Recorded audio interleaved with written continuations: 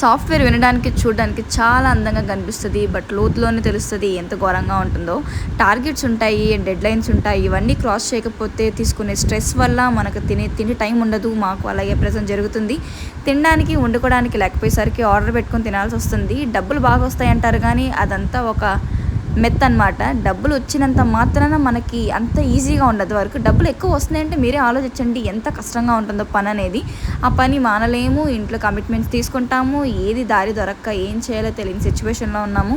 Guys, మీరు కూడా ఇలాగే ఇష్టం లేని పని చేస్తూ బతుకుతున్నారా? కరెంట్ మేమైతే అదే చేస్తున్నాము. అట్లీస్ట్ యూట్యూబ్ పెడితే కొంచెం డబ్బులు వస్తాయని చూస్తున్నాం. బట్ మాకు డబ్బులు అయితే రావట్లేదు. ఏం చేస్తే డబ్బులు వస్తాయి మీరే చెప్పండి. మీకు కూడా తెలియకపోతే కనుక మనందరం కలిసి ఒక పని చేద్దాం, ధ్యానం చేసుకుంటే కూర్చుందాం అంతే. ఈ డబ్బుల వల్ల లైఫ్లో ఏం చేస్తున్నామో, ఎటు వెళ్తున్నామో, ఈ స్ట్రెస్ అన్నీ తీసేసుకొని మన జీవితానికి ఒక దారి లేకుండా పోతుంది. చిన్నప్పుడే నయం చక్కగా ఇంట్లో తెచ్చి పెడితే తిని పెట్టేవాళ్ళం. ఇప్పుడు మనం తెచ్చుకొని తినడానికి ఎంత బాధపడాల్సిన అసలు అనుకోవట్లేదు. మనకి ఇప్పుడు ఇట్లా ఉందంటే రేపు కమింగ్ ఫ్యూచర్స్ వాళ్ళకి ఎలా ఉంటుందో ఊహిస్తే చాలా భయంగా ఉంది. ఆ ఊహలు కూడా నాకు కంట్లోకి రాకూడదు అనుకుంటున్నాను. మీరేమంటారు?